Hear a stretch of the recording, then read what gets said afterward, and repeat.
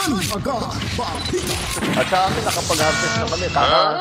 Kakatanim lang eh. So, hindi, buti na lang yung timing, hindi yung bago aanin, nakapag-anin na tayo. So, okay. It's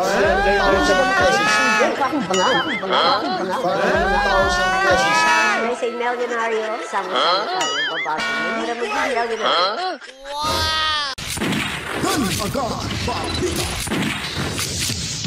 Alright, welcome back mga kabitan. Magandang buhay, kamusta ho? At sana ang lahat ay nasa mabuting kalagayan pa rin mga kabitan. Dahil ngayon ay nakabawi na ba tayo sa tulog mga kabalitaan? At yung ilan ho sa atin mga kabitan ay medyo hindi pa rin naka-move on. Okay, move on na ho tayo mga kabalitaan ha. At hindi ho tayo dehado sa naging resulta ho ng halalan para ho sa mga tumatakbong senador. Kahit medyo masakit sa pakiramdam na hindi ho pumasok itong si Attorney Hinlo, Vic Rodriguez, si Doc Marites Mata, sino pa ba yung hindi po Jamie Bundok, no? Marami hong hindi nakapasok ko. Pero yung pumasok ko sa top 12, itong si Go De La Rosa, sino pa nga ba dito, no? Na yung pumasok mga kabaitaan, parang ano yata sila eh. Si Marcoleta. Talagang senador na ho si Marcoleta. Hindi na ho yan bababa yung resulta mga kabaitaan, ano? At sino pa ba? Amy Marcos, pumasok rin si Camille Villar. So 5 ho ang senador na maari hong hindi boboto against or hindi boboto na ma-impeach itong si Inday Sara Duterte. So meron na ho tayong 5. Ang kailangan lamang ho sa Senado na buboto sila ay 8 o 9. Pag-uusapan ho natin yan mga kabitaan kung ma-impeach ba itong si Inday Sara Duterte. Alam niyo po mga kabitaan, ito po ay opinion ko lamang, malabo hong ma-impeach nila si Inday Sara Duterte. Alam niyo po ba kung bakit? Dahil meron na ho tayong advance na 5 ang siguradong boboto para si Inday Sara ay ma-acquit ho mga kabalitaan. Palakpakan muna natin yan sila. At congratulations po sa mga nanalo ha. At nakakapagtataka, pumasok ko si Kiko at itong si Bam Aquino. Ano naman kayang kababalaghan mga kabalitaan? Comelec, maayos lang ba yung ginagawa nyo? Sabi ng Comelec, wala naman daw nangyaring dayaan mga kabalitaan. Anyway, sa kanila ho yan, ang importante ho ay mahalaga. At congratulations nga pala ni Attorney Respicio. Nanalo hong Vice Mayor sa lugar ba yon? Isabela ba yon? Basta kasi yung kinasuhan ni Garcia mga kabalitaan. Bago tayo tutungo ho sa ating pinakapaksa ho ngayon kung si Inday Sara ba ay ma-acquit sa impeachment, alamin ho natin yan maya-maya mga kabalitaan. Dito muna tayo. Itong napakahambog na itong Chihuahua mga kabaitan, tuloy na karma.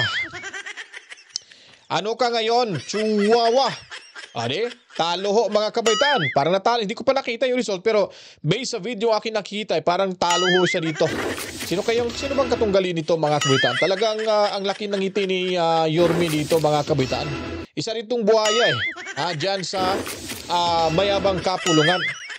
Pinsan to ni Lalay Tamba mga kabalitaan. Pakinggan muna natin dito. Talagang ito'y inapi ho siya. Inapi. Binuli ho dito si Chua, nitong vlogger na ito at pinagtatawanan ho mga kabalitaan. Dawa na ilayan kasulti mo. Ingon na lang, I don't resort to negative campaign. Samong nga na bitong gibigyan niyo na si Inday Sara. Sige yun, Jang! Sige. Chihuahua. To siguro makadaog mo sa inyo ang area of responsibility. Di gyud. So ibig sabihin pala, nganong inyohan ang gibikil. So ibig sabihin natalo pala itong si Chihuahua. Wala akong nakitang post kasi na resulto sa kanyang distrito. Kaya ito ay siguradong natalo na ho mga kabalitaan. Kawawa si Chihuahua, humanda ka, darating din yung araw na ikaw naman yung lilitisin diyan. Pinagtatawanan ng mga kabaitan. Ito rin naman itong si Kimbo, talaga naghahamuno. Naghahamuno siya kay Congresswoman Maan Teodoro na harap-harapan na. Hindi mo nga kayang harapin yung SC Di ba? Yung Supreme Court, nakiusap nga na i-move daw pagkatapos na lang ng election. Oh. Ito nagmamayabang din. Kaya tingnan nyo, kulelat, hindi ho nanalo ang ambisyusang palaka mga kabalitaan. Di ba? So, nakakahiya ho talaga tong hinampak na to. Congresswoman Maan Teodoro. Oh, Let tapang us niya talk pa to the people. Tara, harap tayo. Oh, dyan na lang. Yun na lang kasi may background pa na to, may music. Pinakita ko lang yung kayabangan nito na wala sa lugar at talaga namang ito ay natakot. Natakot to siya dito, mga kabalitaan. Anyways, dadako naman tayo dito sa isang ipapakita ho natin na sobrang hambog itong matandang to. Hindi pa rin nadala. Nabugbog na to ni Richard, sino ba yun? Si, yung idol ko na karatistang ano din, Rimar Santiago pala mga kabalitaan. Hindi na nadala. Tingnan nyo yung statement itong ECDC na media mga kabalitaan. Alam nyo po ba yung ECDC? May issue to dati kasi na attack, collect, defend, collect. Umaatake daw to dati mga kabalitaan. Alam nyo po, sa totoo lang, itong mga Tulfo na to talagang idol na idol ko po ito. Sa kanilang pagiging broadcaster at pagiging totoo at tapat sa kanilang trabaho. Pero may nakasama ho dyan, isa sa mga kapatid na ito, na broadcaster din, kaklase ko po ay kanyang staff. At nung issue ho naalala nyo po ho ba yung issue ng, yung sa, ano ba yun, yung kapatid niya na isang tourism officer, tapos may budget doon na biglang nawala.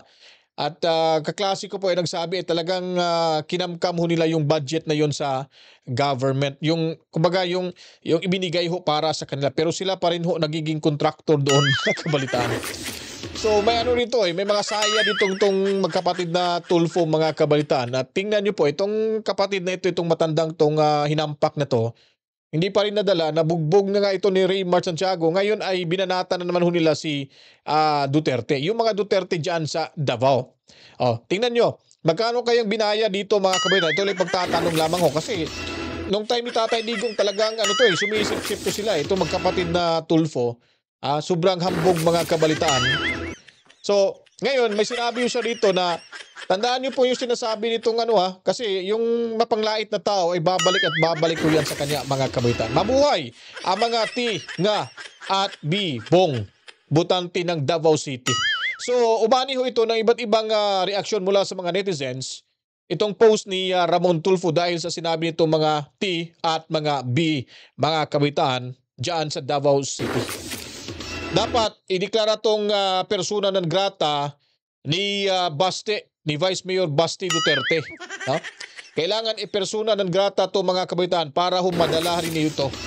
Kasi pabalik-balik dyan sa Davao tong hinampak na to At nagmamalinis din tong journalist broadcaster, itong matandang Tulfo, itong si Ramon, na hindi naman humalinis na pagiging broadcaster. May mga issue to dati na umaatake tapos nangihingi ng pera. Ito po yung issue lamang at siguro may mga lumalabas na issue na ganung mga akusasyon. Malamang may nangyari ho mga kabaitaan. Kaso matalino lang kaya nalulusutan. Itong mga patunay lang to. Tingnan nyo nga si Erwin Tulfo Di ba? Gustong maging public servant pero hindi nga honest sa kanyang sarili. Niloko pa nga yung bansa ho natin at yung bansa ho ng Amerika. Para lang manirahan doon at maghanap buhay. Tingnan nyo ano nangyari ho. Nabulgar at napahiya. Buti nga pumasok pa siya dito mga kabaitaan. Sa top 12. So itong si Ramon Tulfo, tandaan nyo po, bukas makalawa, may kalalagyan din to mga kabaitaan. Alam nyo na po mga taga Mindanao, mababait ho yan. Pero pag tinupa ko yan, talagang, ewan ko lang, hindi na ako magsalita ng patapos mga kabaitaan. Dito tayo, pasalamat din po tayo sa party list May may kalyadong pumasok diyan mga kabalitaan. Itong Duterte Youth at itong namang mga buaya sa Tingog nakapasok pa mga kabalitaan Tagang kapal talaga ng mukha ng mga nasa Tingog party list mga kabalitaan Hindi na nahiya. Tingnan niyo, pera nila binibigay doon sa pinamumumbun nila sa Davao City. Anong ginawa? Pahiya sila. Tinanggap lang. Sinong binoto? Baste, Pulong, Duterte, Tatay Digong, sino ba yun? Si Omar at yung isa, binoto. Lahat ng mga Duterte, pasok na lahat doon sa Davao City. At meron din ho tayong isa, itong PPP. Buti nga pumasok itong PPP. No, sa mga Duterte din to mga kabitan, para ho ito sa mga pagkakaalam ko para mga mangingisda, magsasaka, parang gano'n, no? So, yun, hindi ko masasayang yung boto nyo dito sa PPP. Kasi may mga paninindigan ho itong mga Duterte at sa tingin ko po parang sa kanila ho ito mga kabitan, endorso nga to ni Congressman Pulong Duterte. So okay lang po tayo dito, walang problema. May boses tayo, lalo na po yung Duterte Youth. Abangan nyo po yung investigasyong gagawin ni Cardema. Itong si Santiago ng NBI ay talagang lilitisin na naman doon dyan sa mayabang kapulungan mga kapitan. Kasi nga galit na galit at gigil na gigil itong si Cardema, si Ronald Cardema, kung saan po sila ay inakusahan po at kinasuhan dahil nagpapakalat di umano ng fake news patungkol ho sa TRO. Nung kinidnap po nila si Tatay Digong. Hindi naman ho siya nung nagpapakalat nung kumbaga sinabi niya lang dahil may lumalabas sa social media na meron na daw TRO. Itong mga basta kalyado ni Tatay Diggs, wala na yung NBI, DOJ, hindi mo na maasahan yan mga kabaitan. Sa kanila na yan, nabubusalan na yan sila dyan eh. Ha? Wala na tayong maasahan sa gobyernong ito. Kamara, at yung sa PCO, wala ho tayong makukuha magagandang informasyon.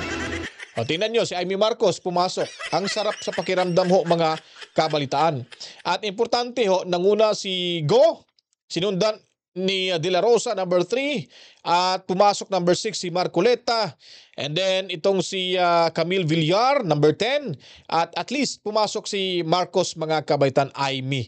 So congratulations ho sa mga nabanggit ho nating mga senador na nanalo ngayong eleksyon mga kabaitan. Alright, so move tayo dito sa pag-usapan natin kung si Inday Sara ba ay ma-impeach o hindi. Alam niyo po, kung ito yung pagbabasihan ho natin, itong si Go, De La Rosa, Marcoleta, Villar, Marcos, meron na ho tayo kasing 5. Pundo na ho natin. Ang kailangan lang ho ng boto para ho ma-impeach itong si VP Sara Duterte ay 8 or 9. Kung hindi ho tayo makakakuha ng 8 or 9 na boto na pipigilan yung impeachment na para sa acquittal ni VP Sara Duterte, sigurado ho matatanggal si Inday, may impeach. Pero kung ito yung senatorial race results ng atin makikita ho, nandyan si Marcos, si Villar, Go, De La Rosa, Marcoleta, hindi ho talaga nila mapapatalsik ho yan mga kabalitaan. Unang-una, mapapaso na ho yung impeachment kasi 19th Congress na eh. Hanggang June 30 na lang ho sila magsisimula. So matutuloy ho yan hanggang June 30 na lang siguro kasi pag July may uupo na para sa 20th Congress. So malabo na ho yan mangyari mga kabalitaan. So mababar yan ng 1 year bago naman sila mag-impeach kay VP Sara Duterte. Pero pag natuloy ho yan, wala ho tayong dapat ikakatakot at hindi tayo kakabahan dahil meron na ho tayong pondo na 5. At sino-sino po ba yung mga posibilidad na buboto ho para sa acquittal ni VP Sara Duterte? Ito sinilip ko na po dito eh. Itong mga sitting senators.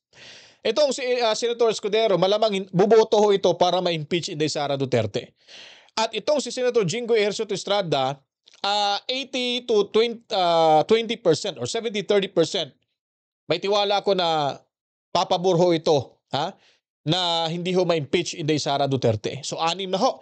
Itong hinampak na Senator Tolentino, wala na ho ito sa pwesto. Buti nga sa'yo, kinarma kang hinampak ka. Mangga ka rin pala. Kala ko matinong klase itong si Bubbles eh. Ano rin pala to eh, mangga rin pala ito mga kabaitan. Buti nga kinarma kasi walang utang na loob. Ang nangyari, binalik rin sa kanya. Hindi nanalo na mga kabalitaan. Itong si, may 6 na ho tayo, no? 70% to 30% yung ating nakuhang spekulasyon no, kay Jingo Estrada. So sabihin natin 6 na. Itong si Senator Aquilino Coco Pimentel ay hindi ho ito hayaan na si VP Sara ay hindi ho ma-impeach. Kasi kalaban niya na to ang mga Duterte, yung tatay nito, siyempre magre-revenge ho ito. Kung totoosin, mangyayari ho yan mga kabitaan. Itong si Nancy Binay, wala na rin ho ito. O sabihin natin, kahit sa butuhan, kung makasama ho ito, ay malamang hindi ho ito buboto na ma-impeach Inday Sara Duterte. Alam niyo po kung bakit? Kung maalala nyo po, sa panahon ni Tatay Digong noong 2016 election, sa panahon ng kanyang tatay na si Jijomar, ang dami hong akusasyon laban sa tatay nito. Na may mga tagugyaman, may mansion pa daw doon sa, saan ba yun? Batangas ba yun? Or Bulacan? Basta. At gusto habulin ho ng mga Yellowtards. Ngayon, sabi ni Duterte, pag siyang nanalo, hindi niya nahahabulin, hindi niya na uutingkain pa, hindi niya nahalo kayon OB ang kasong akusasyon ho na ibinato kay Jijomar Binay. Tuloy-tuloy na ho para sa pagbabago ng ating bansa. Kung yun po ang titignan ni Nancy Binay, malamang hindi ho utang na loob, kumbaga, hindi ho niya ho bubutuhan si Inday Sara. Sabihin natin, may 7 na ho tayo. Assuming may 7 na to, po ho tayo. 50-50 po ito, yung tingin natin. Ito naman sigurado ho tayo. Si Senator Alan Peter Cayetano. So kung may 7 na ho tayo, 8 na. Plus Alan Peter Cayetano. Ito, sigurado ko, 50-50 rin itong si Cayetano. Sabihin na natin, 8 kalahati mga kabalitaan. Ito si, Senator Joseph, si JV Ejercito. Maaring 60-40 rin ito mga kabalitaan. So may chance pa rin ho tayong buboto ito kay Sara Duterte para sa acquittal law. Itong si Gatchalian, parang hindi ko rin to type na kakampihan niya si BP Sara. Parang wala akong nakikita ho sa kanya kasi yung kapatid dito, kalyado ni Bungit talaga mga kabitaan. Si Risa lalo na ho. Itong si Senator Lapid, parang go with the flow lang po ho yan So 8.5. Itong si Senator Loren Legarda, sigurado ho na hindi ho ito buboto against kay BP Sara. Sigurado ho, kakampihan niya to si BP Sara mga kabaitaan. Lalo na si Robin. Ilan na ba? 8, 9, 9.5. Si Robin Padilla, 10. Si 10 na. Itong si ito wala na to. Itong 3 na to. Itong si Grace po, meron pa tong chance 50-50 ho. Pero wala na. Meron na ho tayong Ito lalo na si Senator Villanueva. Kung sila po isasali pa po sa ano pa pala to, no? Andiyan pa pala yun sa Senado pala. May chance ho tayo. Itong Villar. Di ba? Si Mig Subiri. Sino pa ba? Ito, kung kasama tong si Ma'am Cynthia. Wala ho, napakadami na ho talagang makukuha nating boto against nitong kay Tamba na pagpa-impeach nila kay VP Sara Duterte mga kabalitaan. So yun po yung ang sinasabi natin na malabo hong ma-impeach. Dalawa ho kasi yan Kung butuhan yung pagbabasihan, hindi ho sila magwawagi sa butuhan. Meron na ho tayong pondong 5 sa ngayong bagong nanalo ho. At saka kasama na yung re-election si Amy Marcos, 5 na po yan. Sa ngayong eleksyon, nanalo, meron na ho tayong pondo. Kung sabihin natin, magsimula tayo dito kay Villar, kay Subiri, malamang si Subiri ay buboto ito, kakampi kay BP Sara. And then, 6 na, sabihin natin dito, Senator Villar, 7 na. Ang mag-ina ay yung nanay niya kung kasali pa dito. 8. Itong si Villanueva, 9. Sino pa ba? 10. Senator Robin Padilla. Sabihin natin si Senator Loren Legarda, 50-50. Wala na 10 meron na. Hindi na ho talaga matatalo sa butuhan itong si VP Sara Duterte mga kabaitan. Kaya kamot ulo, trademark yan sa mga bangag mga kabaitan kamot ulo yan siya, lalo na itong si Tamba. Nako! Kung ako kay Cardema, wag mo na siyang hindi niya muna i-file ngayong 90th Congress itong impeachment laban kay Bungit. Dapat tapusin niya muna bago siya mag-file na impeachment. Kasi nga butuhan na naman para pumili ho ng magiging bagong House Speaker at merong inidurso si VP Sara Duterte kung nanalo yung inidurso niya sa pagkakongresista ho. Malamang yun po ang makakaupo. Pag nakaupo yan, pag napatalsik ko yan, itong si Tamba, Lalay, Luslos, mga kabalitaan, sigurado, may kalalagyan na ho yan sila dyan, mga kabalitaan. Yung mga young guns na yan, ewan ko lang kung hindi ba babahag yung buntot.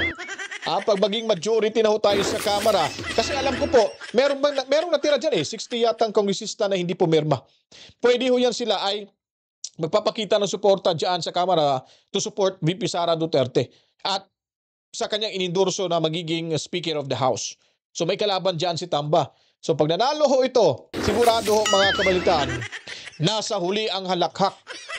ng mga Duterte at Duterte supporters at DDS vloggers, mga kabalitaan. Yun po ay ating analysis lamang ho, obserbasyon lamang po at sana manalangin tayo na magdilang anghelo tayo mga kabaitaan upang sa gayon ay makamit na ho natin yung totoong hustisya at mabago na ho talaga ng tuluyan ang ating bansa na kung saan ay talagang binaha na ho tayo ng mga kasamaang buhayang politiko sa ating lipunan, mga kabalitaan. Kung nagustuhan niyo po ito ating video presentation ngayon, huwag kalimutan mag-subscribe na ho kayo. Pindutin ang notification bell. Paliguan ng maraming likes, komento, reaction, opinion. And of course mga kabalitaan, tuloy-tuloy sa panonood, huwag skip yung ads na inyong mapapanood, mga kabalitaan. At pasasalamatan muna natin yung ating bagong miyembro ho, no? Si Elijah TV, Rosana Concepcion, Romeo de los Reyes, yung mga nag-join ho sa ating munting bahay, no? So kung gusto niyo pong mag-join, pindutin lang po ang join button diyan sa taas, makikita niyo po mga kabitaan at lagi po natin kayo mabibigyan pansin at special mention ho kayo lagi, mga kabitaan. At Mami Rose, at of course, itong si Tommy's family dyan sa Lapu-Lapu City sa Cebu. Ay, congratulations na pala ni Ma'am Pam Bari 4. Yon, si Wakwak natalo. Sayang-saya siguro ni Chase din, mga kabalitaan. No? Well, anyways, congratulations sa tanang mga taga Cebu, no? Mayong adlaw nyo diha, mayong buntag, mayong gabi, mga Bisaya nga naa sa laing kanasuran. So enjoy na kayo kasi bago na ho yung governor nyo diyan at talagang hindi masasayang yung boto nyo dahil si Pambari 4 po. Kung leadership yung pag-uusapan, kung talino yung pag-uusapan, at may sariling dito. Kumbaga may salita rin ito si Pambari 4, mga kabalitaan. Kahit saan lupalop na ating mundo, Kabisayan o Mindanao, kasama na po ang Luzon, basta may mga Pilipino, ang programang ito ay para ho sa inyong lahat. Assalamualaikum sa ating mga kapatid na Muslim. Masalam naman ho, mga kabalitaan. And of course, sa ating mga tinuturing makabagong bayani nating bansa, wala na pong iba, ang overseas Filipino workers. Maraming salamat. Saludo ho kami sa India. Ako'y magpapaalam po. Kita-kitso tayo sa darating mga oras sa ating pagbabalik sa paglalahad ng mga komprehensibo, makatotohanan na mga impormasyon, balitaan dito lamang sa Danagan Balita Reaction Video News Update. Danagan Balita. To God be the glory. Mwah, chip, chip. Peace out. Danagan Balita.